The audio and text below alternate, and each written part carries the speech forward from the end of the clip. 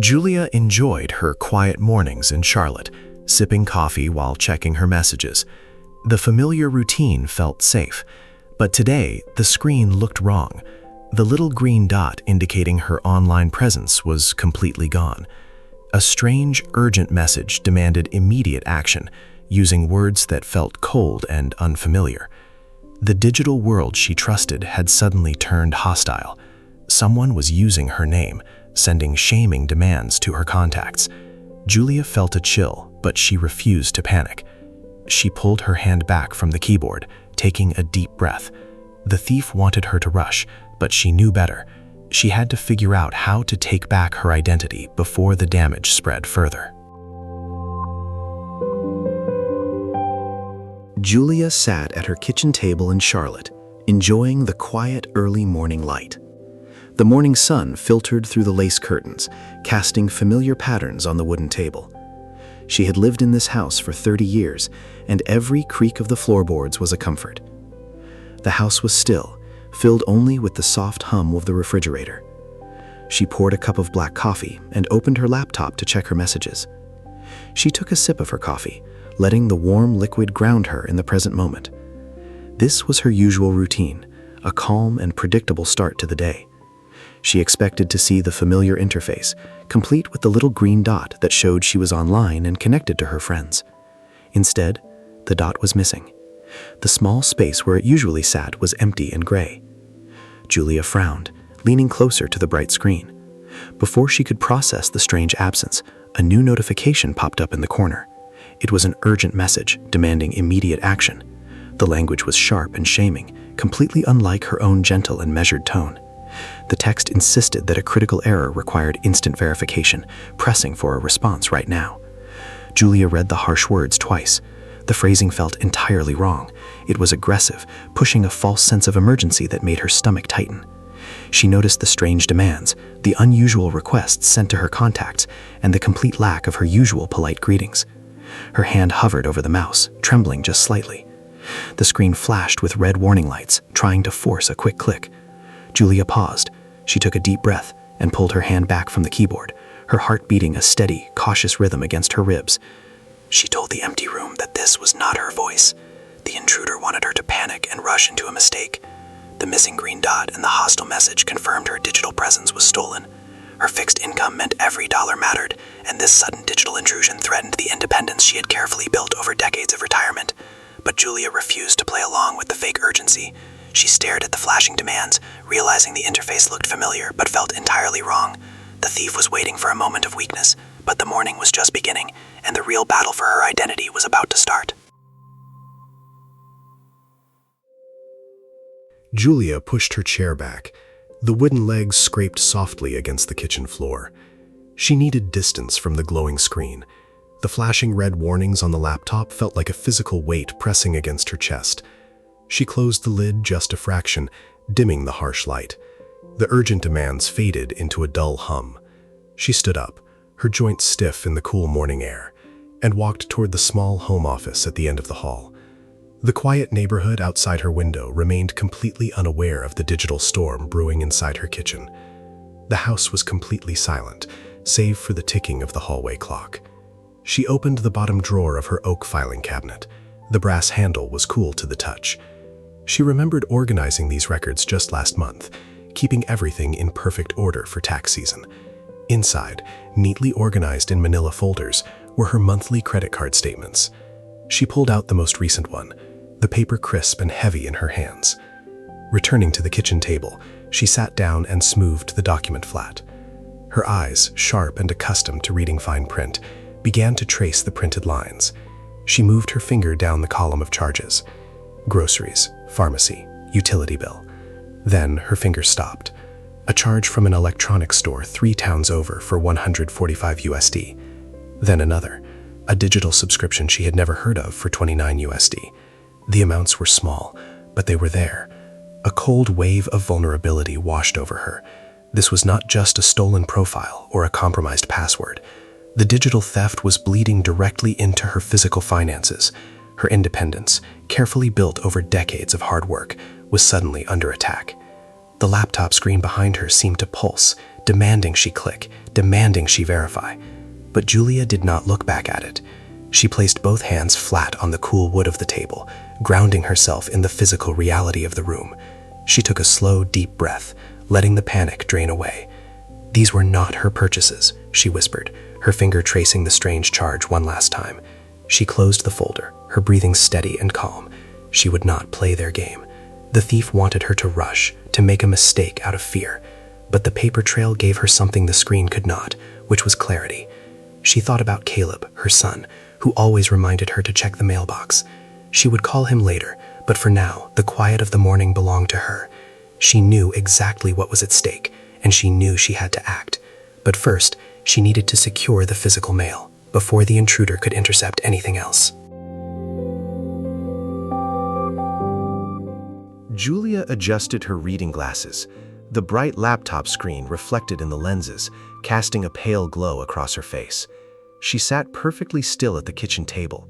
The morning light outside the window was warm, but the digital world in front of her felt cold. A new notification chimed softly. It was a message from Drew. Her grandchild was confused. The text was simple and worried. "Grandma, why are you asking me for money? Is everything okay?" Julia's heart gave a single hard thump. The thief was not just stealing her name, they were using it to target her family. Before she could type a reply, another message appeared. It was the hijacker, replying to Drew with harsh, shaming words. Then a direct message popped up in the corner of Julia's screen. The language was sharp and threatening. "Send it now or everyone sees the photos." The pressure in the room seemed to double. The thief was demanding funds, threatening to share private family pictures if she did not comply immediately. The stakes had just shifted. This was no longer just about a compromised account or strange credit card charges. This was about her reputation, her dignity, and the trust of her family. Julia stared at the glowing screen. She looked at the empty gray space where the little green dot used to be. The absence of that small indicator felt like a heavy weight. It was a constant reminder that someone else was driving her digital life. But Julia did not reach for the mouse. She did not click the demanding links. She did not panic. She closed her eyes for a brief second, listening to the steady ticking of the hallway clock.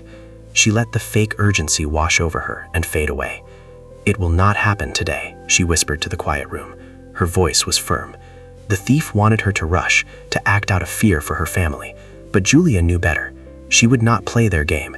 She would find the official recovery tool on her own terms and lock them out. The battle for her identity was no longer just about protection. It was about taking back control. The kitchen felt entirely different now. The familiar scent of roasted coffee beans seemed to clash with the sterile, aggressive text on the screen. She took a slow breath, letting the oxygen fill her lungs, and steadied her racing pulse. She thought about the decades she had spent building a life of quiet dignity in Charlotte. She would not let a faceless stranger dismantle it in a single morning. The wooden floorboards creaked slightly as she shifted her weight, a familiar sound that anchored her to the physical world. She refused to let the digital panic bleed into her real life. Her hands remained flat, grounded, and entirely their own. Julia kept her hands resting on the cool wood of the kitchen table. The laptop screen continued to flash with the hijacker's harsh demands. The red warning lights pulsed in the corner, trying to force a quick panic reaction. But Julia did not reach for the mouse. She did not click the demanding links. Instead, she opened a new browser tab. She typed the official web address of the platform directly into the search bar, bypassing the compromised interface entirely. The familiar, clean login page appeared. It was quiet and simple, completely free of the aggressive red banners. She navigated carefully to the account recovery section. The secure portal asked for her primary email and a verification code sent to her physical phone. Julia picked up her mobile device from the table. She read the short numeric code from the text message and typed it deliberately into the secure field. Her movements were slow and steady. She was not rushing. The hijacker wanted speed, but Julia chose secure verification. The system accepted the code. A new menu opened, allowing her to reset her credentials. She created a strong, unique password, writing it down carefully in her small leather notebook with a small black pen. Next, she enabled the secondary authentication step, linking it directly to her personal device. The intruder was now locked out. The screen refreshed, loading her genuine profile. The harsh, shaming messages were gone. replaced by the calm, standard interface she knew. Julia let out a slow, deep breath. "I am the only one who holds this key," she whispered, her hand resting steadily on the mouse. The digital theft was stopped at the source. Her identity was secured through the proper channels. But the morning was not over.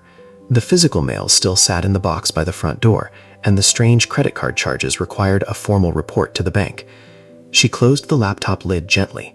The house was still quiet, but the heavy weight in her chest had finally lifted. She stood up, smoothing her cardigan, and walked toward the hallway to grab her car keys. The morning sun had shifted, casting long golden rectangles across the hardwood floor. The kitchen felt like her own again. The oppressive digital storm had passed, leaving behind a quiet resolve. She picked up her leather purse from the counter, checking to ensure her wallet and identification were safely inside. The digital battle was contained, but the practical work of reclaiming her full independence was just beginning. Julia closed the laptop lid. The sharp red warnings vanished into the quiet hum of the kitchen. The morning air felt lighter now. The heavy weight in her chest had finally dissolved. She smoothed her cardigan and picked up her car keys from the hallway table. The digital battle was over. The practical work was done. Now it was time for the real world. She drove across Charlotte, watching the familiar streets pass by. The afternoon sun cast a warm golden glow through the windshield, illuminating the dust motes dancing in the quiet car. The trees lining the avenues were just starting to show hints of autumn color, their leaves turning a crisp amber. When she arrived at the local hospital, the maternity ward was bright and peaceful. The soft murmur of voices and the gentle squeak of rubber shoes on the linoleum floor grounded her completely. The scent of clean linen and faint antiseptic replaced the sterile tension of her kitchen, wrapping around her like a familiar quilt. Caleb stood near the doorway, his restaurant host posture relaxed and welcoming. He smiled as she approached, his eyes crinkling at the corners with genuine warmth. "She is awake," he said softly, his voice a steady comfort that immediately eased the last lingering tightness in her shoulders. Julia nodded and stepped into the quiet room. Drew lay in the bed, looking tired but radiant, her hair brushed back from her forehead. In Drew's arms was a tiny sleeping bundle wrapped in a pale yellow blanket. Julia approached slowly, her heart swelling with a profound, quiet joy. She reached out and gently touched the soft fabric. The baby shifted, letting out a tiny, breathy sigh. Julia carefully lifted the newborn, cradling the small weight against her chest. The baby's warmth seeped through her cardigan, a physical anchor to the present moment, grounding her in a reality no screen could ever touch. Holding her new grandchild, Julia felt entirely safe. The threats of the morning felt like a distant shadow, washed away by the warm light of the room. This was her true reality. This was her family, her legacy, and her peace.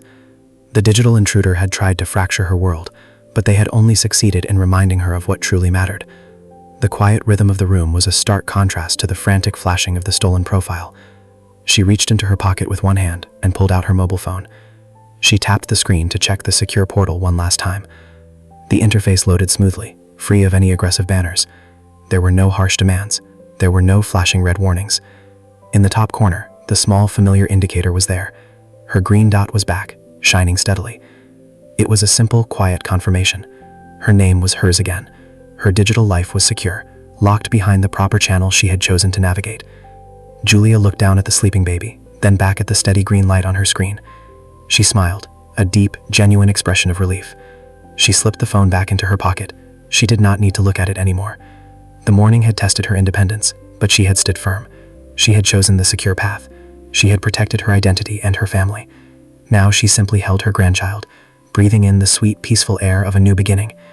The rhythmic breathing of the newborn matched the steady ticking of the wall clock, a perfect, ordinary rhythm that belonged entirely to her. She closed her eyes for a brief moment, letting the profound stillness of the hospital room wash over her. The digital storm had passed, leaving behind a clear, quiet sky. She was Julia, a grandmother, a resident of Charlotte, and the sole owner of her name.